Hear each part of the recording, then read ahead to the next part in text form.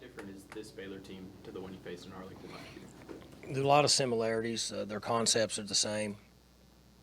Not a lot of personnel changes other than they had the safety that was a really, really good player that's not there anymore, and a couple skilled kids on offense, but they look essentially the same scheme-wise.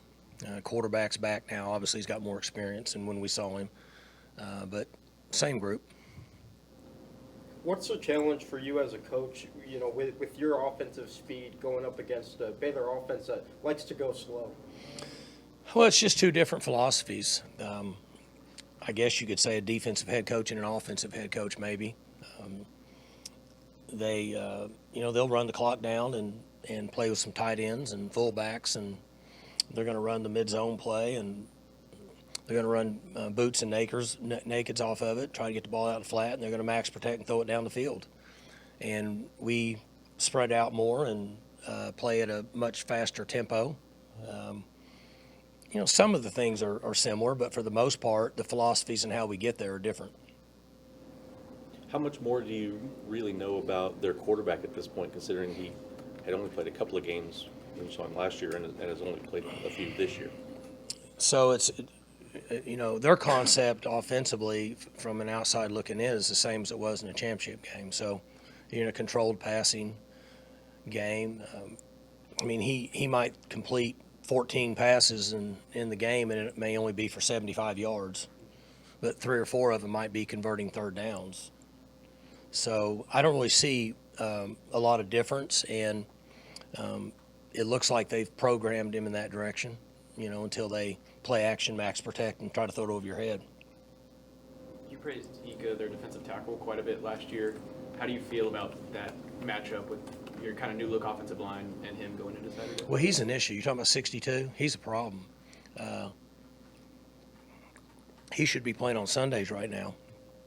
So we definitely have to know where he's at on the field, because whenever he comes off the ball and goes straight that direction, whoever's in front of him is going that direction. So we have to be smart in how we handle him. But he's a good player. What's the message to the offensive line when trying to handle him? Block him. I'm not trying to. I told him a Sunday ago. Look, we all know they have a good team. Let's start with that. They have a good team. They're well coached. They play hard, and they have a good team. But when you're dealing with a guy like that, you have to treat him like everybody else. You just have to have some concepts with your coaches to give to the players to help them at times. You don't want to single him up a lot. You want some help on him. And really, that's what we told him. We'll give you guys help sometimes, but sometimes you're going to have to hold your own. And he's going to make some plays. You're not going to stop him from making plays. But we need to make our share of plays against him. What is this successful? It's, for the naked eye, it's kind of hard to tell what a good defensive tackle looks like. What is a successful play for him? Does it freeing up the edge rushers? What does it look like for him? Well, so he pushes everything back into the backfield, right? He's a low center of gravity. Obviously, I'm guessing he's very strong, and his power comes from down here. So he dumps everything back in the backfield, which creates a problem for an offense. So the simple part of it is, offenses are trying to move forward, and backs making cuts beyond the line of scrimmage.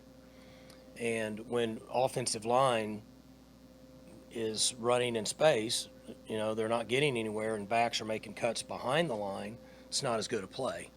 And so it sounds really simple, and to a certain extent it is. But he does a good job of just carrying people back in the backfield. And when they double team him, he'll swallow 2 people and kind of sit down and eat up space. It's very, very similar to what they do in the NFL. Those big guys, they see those giant guys on the field. They're just eating up gaps. He does a good job of that. Because of, last December you were dealing with some health issues on the line, some backups playing. Do you feel like you're in a better position maybe now? Sure. Our guys, we have guys that are more experienced that are in there. And we're fairly healthy up front, which is good. We were beat up a little bit at that time. He started to come on kind of the middle of the year, toward the end of the year last year is when he started to come into his own. And, we caught him down there, and he's playing pretty good. Ole Miss got a dose of it in the bowl game.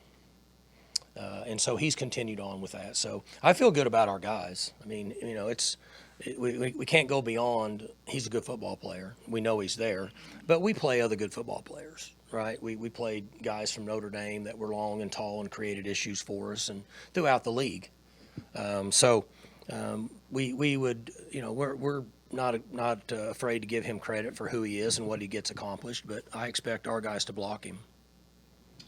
Mike, on the other side, I know you look at matchups like we do in the media, but there's a prize matchup. They probably have the best offensive line in the Big 12. They're pretty good. Mm-hmm. Your defensive line is probably the best defensive line in the Big 12. So you got really good on good with that matchup.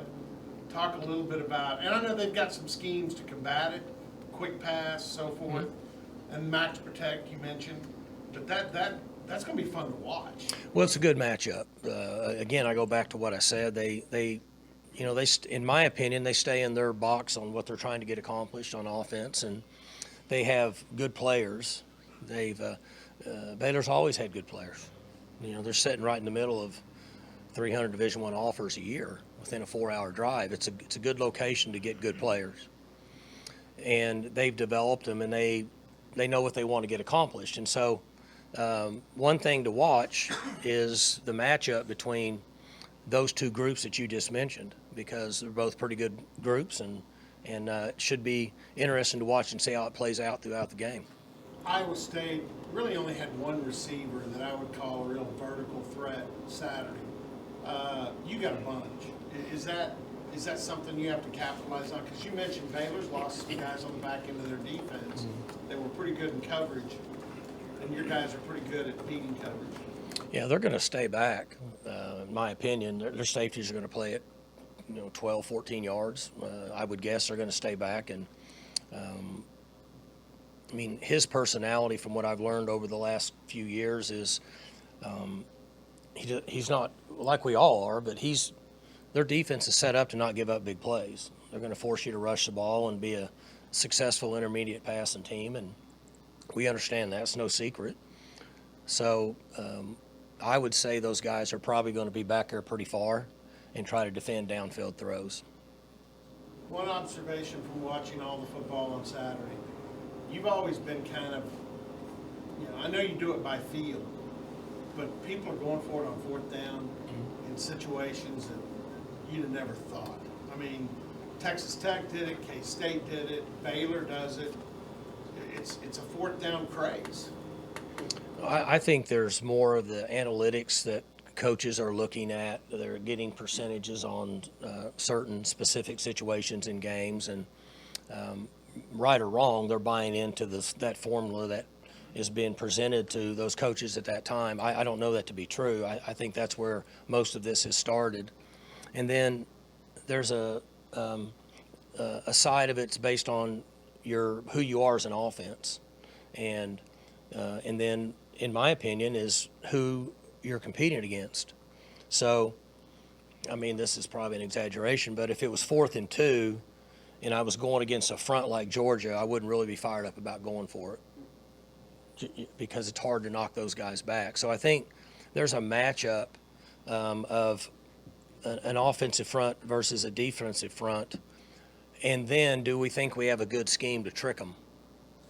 We can catch them for a reason to make us think that we have something where we can get them lined up a certain way. It could be based on formation, could be based on personnel, could be based on where the ball is located on the field, hash mark.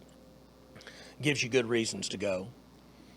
But you're seeing more coaches do it now, particularly in this league. I hadn't paid as much attention to some of the other games, but in this league, more guys, I don't know, somebody could do the research. There's probably more fourth downs attempted this last Saturday than maybe ever on one single Saturday in a Big 12 play.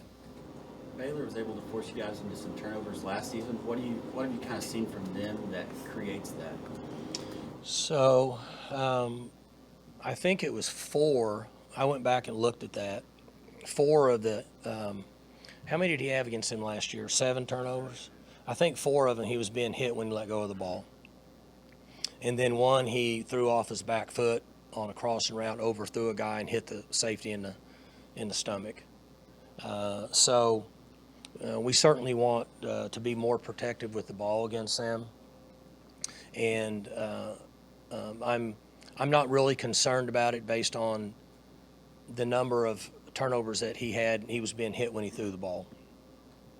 What about your ball protection overall so far this season? Well, we've been pretty good, but the other day Dominic let him take it away from him, and then we had one early in the season, and so we're still to a point in the season where special teams yards, turnovers, and missed assignments play more of a factor than anything in the game. We'll grow out of that in 2 or 3 weeks when teams kind of get settled in. So those turnovers are a big factor in the games. We all know that, right? It's math, right? We get around 12 to 14 possessions each offense a game. If they get 3 more than I get 3 less, all of a sudden they get 17 and I get 11. Now their percentages go up to score points, mine go down.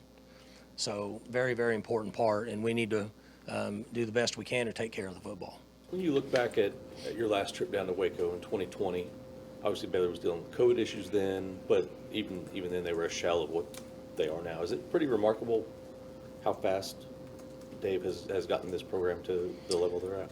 I'm going to tell you again now, they have good players down there. It wasn't too long ago Bryles was winning 11 games down there, okay? And so 2020, you all would have to ask Dave this, I don't know, but 2020 was a mess for them for a variety of reasons. Best I remember, they COVIDed out several times. They had whatever issues. I think he made several coaching changes after the first year.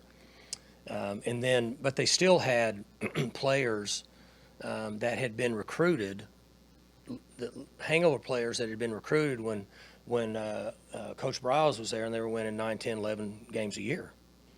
And they were just kind of sitting there. And so he's done a really good job of bringing them all together. And now I'm sure he feels comfortable with his schemes. And they have good players.